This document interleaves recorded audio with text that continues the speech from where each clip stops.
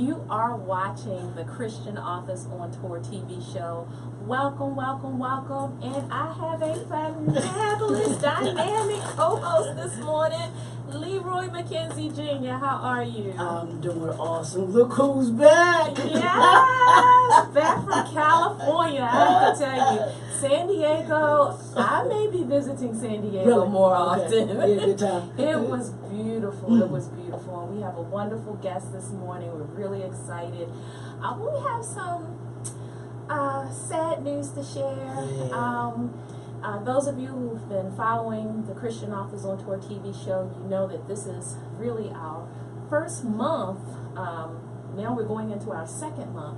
Our inaugural broadcast was on July 6th, and we had the fabulous Anna Renault, and she went home to glory a few days ago. And although our hearts are sad, we're rejoicing because we know that to be absent from the body is to be present with the Lord, right? Absolutely. And if I don't get anything else from that interview, Leroy, you were here, you were standing in the wing with Pastor Kevin and myself.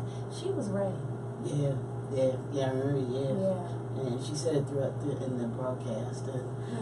And it's, sometimes when we are ready, we know that it's, that it's kind of coming. But we rejoice, like you said, because there's no more struggling, no more pain. All of that is gone. So, we're sad to see her go, but we know she's with the King. So. Absolutely, absolutely. And she made that clear. She was like, "Liv, I'm outie." She didn't say it like that, right? But the translation was, "I'm ready to go. Right. I'm ready to go home." And my condolences to her family. Absolutely. And we pray that during this time that the Spirit of the Lord is there to provide you peace and comfort. But we have her legacy, and she has so many books that she has left to tell her story. Awesome, and that is the awesome thing, isn't it? Yeah. And that's the wonderful thing about books is we may be gone, but they are here forever. Yes. They're here forever. Yes. Nobody can take that away. Not at all. Not at all. And so I had to start off today. She started us off on this path. This is historic for Christian Authors on Tour in terms of moving into this transition of television. And for her to have done our first broadcast will forever be special for us. Absolutely. And you just see how God works because it was meant for her to do that. Do that first show. Yes, So, absolutely. So her websites are still active. Okay. So if folks want to go check out Anna Renault, the late Anna Renault, and purchase her books and support her family and the legacy that she's left them, it's Anna, www.anna, Renault, RENAULT.com. Absolutely. So we want to start it off, but we are here, and I know she's smiling down. Yes. So go. Yes. Absolutely. So. And today's going to be a busy day for us, I know, right? This is first Friday. This is First Friday, so a lot of folks kind of know what that means. And for those that may not know what that means, we have 2 shows going on. Yes. 2 shows going on. That's the Christian Authors on Tour TV show, which you all are watching right now. But then also we have the Christian Authors on Tour Blog Talk radio show. And for those of you who want to tune in, the Christian Authors on Tour Blog Talk radio show, it airs live at 2 p.m. the first, third, and fifth Fridays of every month. Be sure to visit www.blogtalkradio.com/Christian Authors on Tour to listen live, or you can download the free podcast of hundreds of inspirational interviews with Christian authors all from all across the globe. Christian authors interested in utilizing this free opportunity to promote them and market their books should visit our website at www ChristianAuthorsOnTour.com, and click on the CAOT TV radio /radio tab to find out how to submit your information. And today's guest this afternoon at 2 o'clock is Pastor Miracle Pettinger. I think I said that right. At 2 p.m. It's from 2 to 2:30 this afternoon with your host, Miss Lynn Fender. And I believe, I don't know if Pastor Kevin will be with you this afternoon. Our hearts and prayers are to Pastor Kevin Johnson and his family. They lost a dear, beloved family member, and he may or may not be with us this afternoon. And if he is, praise the Lord. But generally on first Fridays it's Pastor Kevin and Desiree Collins. And so we'll see. Okay. Yeah, absolutely. So tune in 2 o'clock this afternoon. Y'all get a double dose today. And then we are gearing up, for those of you who don't know, Christian Authors on Tour is a network of Christian authors, male and female, nonfiction and fiction, who use writing as a tool for Christian ministry. And we generally get together and do a multi-state Christian book tour. And we do those Christian book tours in the odd number years. And so we're preparing for our 2019 multi-state Christian book tour. And this year in 2018, we've had some different types of opportunities, like the TV show, the Blog Talk Radio show, but then some physical literary events like the Men of Christian Authors on Tour that you were a part of, Leroy, back in April, right? And we are gearing up for the Ladies of Christian Authors on Tour, so save the date, October the 14th. October the 14th in Baltimore, Maryland at the Quality Inn. Sunday from 5 to 7 p.m. we will have a dynamic group of ladies who are part of the Christian Authors on Tour family. They will be showcasing their books, providing an opportunity for dialogue, and it's free. It's free. It's free. It's free. So mark that date on your calendar. Be sure to come out. For more information about participating authors, visit us online at www.christianauthorsontour.com. That's www.christianauthorsontour.com. And then this morning, we have this wonderful woman of God who's here, and she's just so versatile. I mean, this lady is like dynamic. And so, Libra, I'm going to let you have the honor of introducing her. This woman is, when we talk about a woman of power and substance, godly, but also entrepreneurial minded, you come to mind. Thank you. Absolutely, absolutely. Well, for those that may not be familiar with this young lady, let me introduce you all to Miss Joanne Camm, Esquire. Yes. Joanne Camm, Esquire. Yes, she is an attorney, y'all. She was born and raised in Newport News, Virginia. She has 7 brothers and 4 sisters. Miss Camm's love of reading books and writing began in elementary school. After graduating from Warwick High School in 1993, Ms. Camm obtained a Bachelor of Science in Governmental Administration from Christopher Newport University in Newport News, Virginia, in 1997. After working a few years, Ms. Camm decided to continue her education at Thomas M. Cooley Law School. She has practiced as a family law and as a personal injury attorney, attorney since June 2009, and decided to follow her dreams of becoming a publisher or a published author. Ms. Camm is a mother of 2 adult children, Alexia and Joe. She resides in Maryland here, but I want to introduce everyone to Miss Joanne Camm. Thank you. Thank you. Pleasure to be here. Thank you for joining us. Thank you.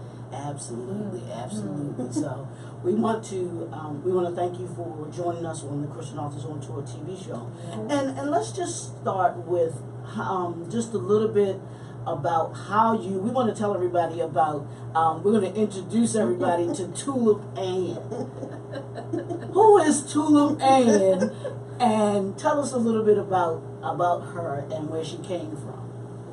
Okay, actually, Tulip Ann Mitchell was a dream. Back in 2013, I had a dream, and all the words came to me. about this flower, and she wanted to know the meaning of her name.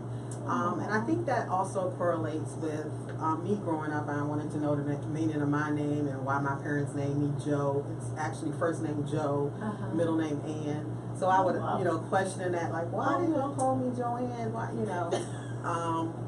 and it would have been instead of Josephine, they settled on Joe. Okay. And my mom liked Ann. And the same thing with my kids. They would ask me, Mom, why you name me Alexia? Why you name me Joe? So I think that all came into play with the book. It's a short book, and actually is just discussing. Tulip is asking her parents that age-old question of why you name me what you named me, and they are explaining to her why they did name her that, and she understands the meaning behind her name. Wow. And I didn't even realize that about the separation in your name. How it is Joe and then Ann. Yes. Because most people, I guess even when you see that, you think Right. Joanne. You think Joanne. Right. Yes. But wow. Yes, I think I thought the same thing. So talk to us a little bit about your reader response, and I know it's tailored towards the children. I know they have to love these beautiful illustrations, but talk a little bit about the parents, excitement. Sure. This is my first print, so Congratulations. thank you. Yes. I'm so excited because she's finally in print. She's came to life. It took a while to find an illustrator. I found an awesome illustrator. He's located in Baltimore, Maryland, Raphael McNeil. Right. Shout out to Raphael. Right. But the pictures, I think, came to life with the words. So basically, my illustrator took the words and developed Tulip. I had a vision in my head what she would look like, but actually, when he sent me the rough draft of the pictures, I literally came to tears because Tulip came to life.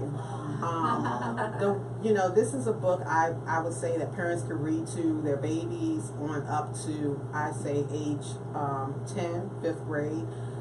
There are a little bit of complicated words in there, but not too complicated. But the images obviously pulls them in. So far on Facebook, I've had positive feedback from parents as well as the kids. Some parents have posted their kids saying how much they love the book. The parents love the book. They love the images. Yes. They feel that it's very colorful. And I eventually do want to expand into a series of books with Tulip as the main character. All right. Yeah, that is awesome. The illustrations just really stand out. That's one of the things that when you look at it, and that's why I wanted to do the front one there. Yeah. Can you talk a little bit about how important it is, the story that Tulip Ann tells about wanting to find out about her name, how important that is in this day and time for us to understand our family and the lineage, and then how important it is for parents to talk to their kids about that.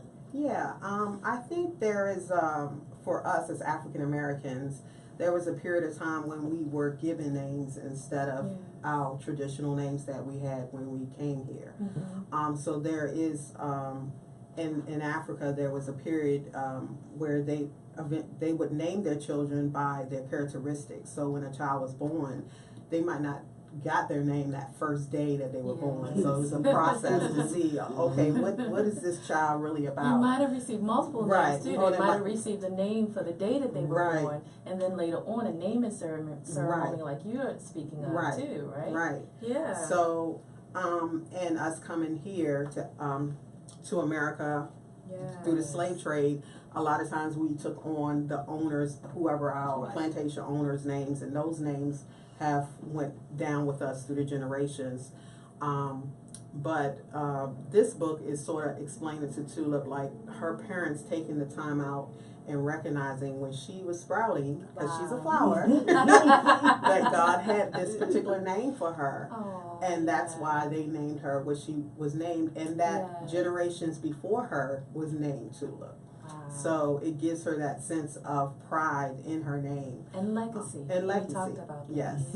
Yes. I'm loving this. The messages that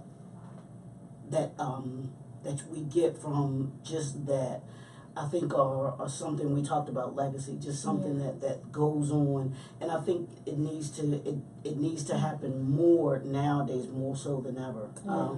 I think I want you to talk a little bit about your writing process. I know you said you had to find an illustrator, and you had to and you had found it. You had to work a little bit to find an illustrator. Right.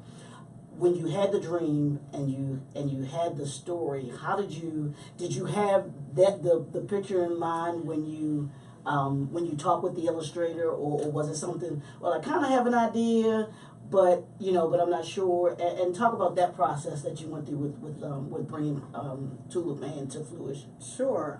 Actually, I dealt with a couple of other illustrators. Okay. And the images that they provided me were not what I was seeing in my head. Gotcha. So okay. I saw this flower, and she would have somewhat characteristics of a human being, but I still wanted her to be a flower. Mm. And red is my favorite color, so I think Raphael picked up on that. Oh, okay. When we were discussing the book, because we did take a while. But tulips are red, though. No, tulips. I don't know what's on the flowers. Actually, tulips come in every color that you can imagine. And it used to be a trade, a use of currency. Oh, okay. But yes, when I was reading the history about tulips, but they come in every color. So you like pretty much any color you can imagine, you can find a tulip. Wow. There's this awesome garden. I can't remember the country it's in, but it's of tulips, and I want to go there one day. So the process of writing the book, like I said, it came to me in a dream. I got up probably the next day and I wrote it out. And then what I did, I have some friends of mine that are teachers.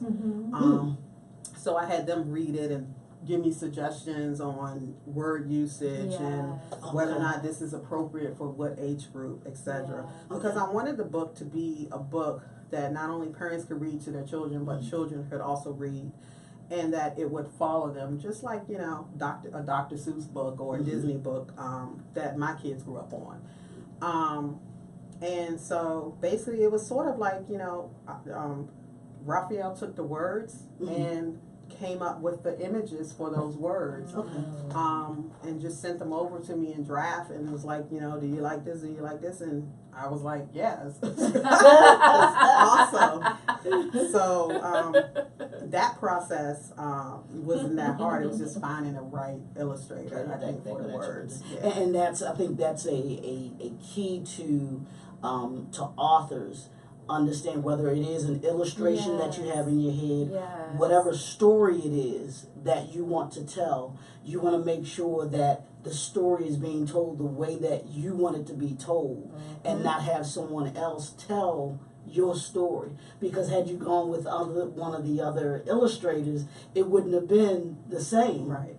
But you saw someone who actually was able to bring what it was that you had in your head to life, and that's one of the things that I talk to my to my authors about is it's your story, and not to you don't let anybody control your story. Yeah, they can give you suggestions, which I'm sure he probably did, and everything like that, or what could be done, what couldn't be done, what needed to be done, because he's the illustrator, so he understands the ins and outs of it. But at the end of the day, it's your story, and I know that's one of the things that I'm adamant about, or was adamant about, and still adamant about when I write. Is I'm telling my story, so nobody can tell my story better than better than I can. So I think that's very key. That's one of the key things that you said that I think people should adhere to when they're thinking about when they're writing and what they're thinking about writing. So absolutely. What's the age range for the readership? I think anywhere from a baby infant up to maybe 10 years old should be able to. I actually had some kids read it. They were like 7, 8, 9, and they enjoyed the storyline and they liked the book. So and understood what the words meant. So, absolutely. Yeah. Did you know Did you all know that on August 9th is National Book Lovers Day? No, I did not Yes, know. around the United States. Oh, wow, It's an unofficial holiday. Oh, okay. But August 9th of every year is celebrated as National Book Lovers Day, and the purpose of that day is to encourage people to read. Mm-hmm. And so let's, just encourage people to pick up your book. Yes. They gotta buy it first. Yes. So give your website Sure. information. Sure. So, and after finding an illustrator, I had to find a publisher because I thought I would self-publish first.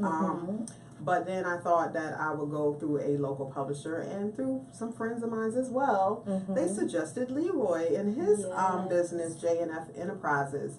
And so I met with him, and his mission and our goals clicked as far as what I have perceived for this book and what I want to do in the future. So actually you can purchase the books through J&F Enterprises. That's www.jnfenterprises, enterprises.com, or you can go on facebook.com/Tulip Ann Mitchell and purchase the book, or you can inbox me on Facebook on Tulip Ann Mitchell Book Series page, and I can provide you with my Cash App, which is $JackLaw74. Say that again. Cash App, $JackLaw74, and you can send the $14.99 plus shipping. Shipping is $1.84 per book. So there's a couple of ways. I'm working on having a website built so that I could have all of the products on one page. But for now, that's we're just starting out. And this is actually the remainder. I have about maybe 20 books of my first print. Yes. So if you want the actual first print, only 20 left. Only like 20 left, maybe less. That is awesome. That is awesome. Hurry up and copy. Copy. So let's talk a little bit about Tulip Ann. What's next for you? I know, because I think you talked a little bit about having a book series. What's next in the Tulip Ann book series? Sure. What you have in mind? The second book is going to be about friendship.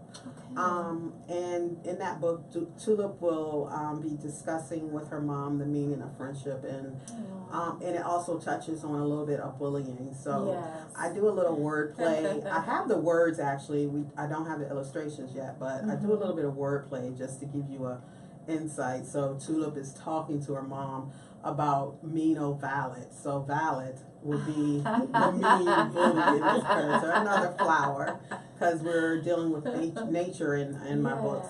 And her best friend is going to be Bob Bumblebee. He's a bee. So the bees are very important for flowers, and and he's also Tulip's best friend. So that's what the second book will be about: friendship. And realizing who your real friends are. I also want to delve into other little things that kids deal with growing up. Growing up, I moved around a lot, so I always had to learn how to deal with other people and associate with other people. So probably something dealing with moving will be another subject matter. So each book I have a little brief subject matter that the kids will be able to understand, and also have images so that they'll enjoy them. But eventually I want her to be everywhere. So clothes, book bag, sheets, everything. So I can see a little tulip doll. Yes. A little tulip, a plush doll, or even a little tulip. You have the little plants, with the little pots. Right. I mean the creativity here is just boundless. So this is really exciting, isn't it? Yes, it is very exciting. I'm just so excited to actually see it in its final form. The printer did an excellent job. There was also a local printer that Leroy found, and so just good all around. And it's wonderful to see, and I had that same feeling, and it's really awesome when you see somebody's vision, when you see your vision actually come to reality, and it's brought to reality. And you sit. I know me. I sat back in awe and was just like, wow. And I'm sitting there listening to you talk about bringing it to fruition, and just how creative you are. Because to me, okay, it's simple sometimes to write a book. You know, to have a manuscript, but when you have to add illustration to it, and all of that has to be planned out and everything like that, I'm like, that's my favorite picture. I'm like, that's even to me, that's even more creative to be able to come up with a whole because that's a whole concept there. It is. You know, to be able to do that. Actually build upon. Absolutely. And I can even see the Tulip animation series. Yes, of course. Cartoon coming, Disney, somebody. She is totally speaking on fruition. This is wonderful, wonderful. And so, what types of children's books encouraged you when you were a little girl? Oh gosh. I love the Judy Blume books. Growing up. Beverly Cleary. I think I started quickly reading chapter books. I mean, I started, Dr. Seuss and stuff. I started reading pretty early, like kindergarten. I was reading. We had the reading program in elementary school, and I would either have my books from the library or read a chapter out the Bible. So, that was, part of my thing to do growing up. I would climb a tree and be in a tree reading a book. So that was part of what I liked to do. It didn't bother me to sit around and read books, and that took me from what my reality was to some other world. But I had a wide range of books. It was just a wide range of books that I would read. And I think that's one of the things that the younger parents, we have a lot of parents today that are much younger than our traditional parents when we were growing up.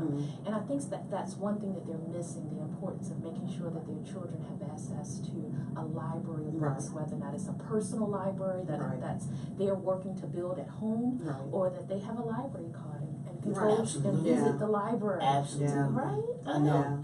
And people don't understand that how much is in the library. Because I spend time there, and I'm just like, people, because I get, go and get certain books and things like that. And people are like, well, where'd you get that? I'm like, the library. And people don't understand that. But tell people also, I guess, is this book a good book for daycare centers, for children's hospitals that have areas that specifically that have children in it? Is this something that they would want to pick up on? Yes, I think so.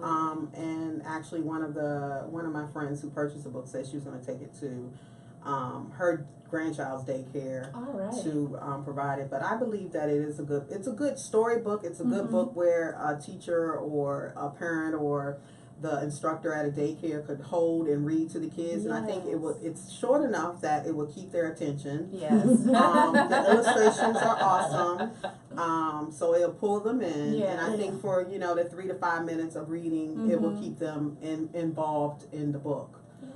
So for reading time, yes. And for hospitals, my daughter is in marketing, and I've reached out to the hospital that she works out at to see if we can get some books there as well. Absolutely. And we have a few minutes left. We want to make sure you give your contact information again, because we want people to buy these. Yes. So again, you can purchase the books through jnfenterprises.com. That's JNFENTERPRISES.com, and click on, I believe it's like order book or order your product, and my book will be listed there. The shipping is already included on that site. You can order on Facebook.com/Tulip Ann Mitchell, or you can send me $14.99 plus $1.84, which is $16.83, to my Cash App at $Jacklaw74, or inbox me on Tulip Ann Mitchell book series on Facebook. And those are the ways. Technology is Yes. crazy. And we've gone from a day where we wouldn't even have thought of being able to. Money can come right directly to you about products and services. So it is amazing how technology at this day changed the game. And you have to learn how to change with the ebb of time, right? Absolutely. Absolutely. Now we might have some folks that are watching today that are aspiring authors, and particularly maybe children's authors. Can you give some words of inspiration, some words of encouragement? Sure. I think you should always listen to your inner self, because God is going to tell you things, and I think He communicates a lot with me through my dreams. Family of dreamers. So I think you should listen to that. If you get the words, write them down as soon as you can, because sometimes if you don't write it down as soon as you can, you forget. For children's authors, you have to think about how those words are going to deal with illustrations, because illustrations is very important for young children's books anyway. And they have to be vivid enough and bring the child into the book, especially with this day and age. And you know, they use the tablets a lot, and that's eventually what I want to do too, is also put the book on Amazon for ebook. So but yeah, just follow your passion. Write the words down. Get teachers or friends to read it. Get little kids to read it. They can just read the words, because they'll give you that feedback, and that's invaluable. That feedback from a kid to say, "Oh, I like it," or "I don't like it," because they're honest. That's one thing about a child; they're pretty honest. So yeah, that's my advice. All right. Well, thank you so much for joining us. It's been a real pleasure, and looking forward to you being part of more Christian Authors on Tour activities and events. And we have a number of Christian children's book authors, so I'll be sure to put you in contact. We had Lynn Calvin. Absolutely. You know, I was thinking about that. And we have a few more. And so, you know, it's good for you to connect with them and share ideas, and just never know. Right. Yes. So just want to thank you. Thank you so much for having me. And you know, Leroy, it is always a pleasure. I'm so excited. I know, right? We're a month in already. We're a month in, going into month 2. And our lineup for this month, next Friday, hopefully we will have Andrea Freeman Green, and then we have Dr. Dwayne E. Mangum, and then Catherine Smith, and we have a special guest coming in on August the 24th. She's not an author, but she's a good friend of the Christian Authors on Tour family. She's coming in with, you're going to have to tune in and find out. Go to the website, www.christianauthorsontour.com. But we just want to thank you for tuning in. It has been such a pleasure today, and we're so excited. We are seeing your posts, your likes, your shares on Facebook, and we so appreciate it. You know, you can watch us live on the WBGR Gospel Network. A shout out to Lionel, Tim, and Corey today, who's helping us, and we so appreciate just all of the support that we get from them. We're excited to grow as the WBGR Gospel Network is growing. So will the Christian Authors on Tour TV show. And to God be the glory. And thank you for tuning in. And we look forward to seeing you on the next time around. Right? Is that a wrap?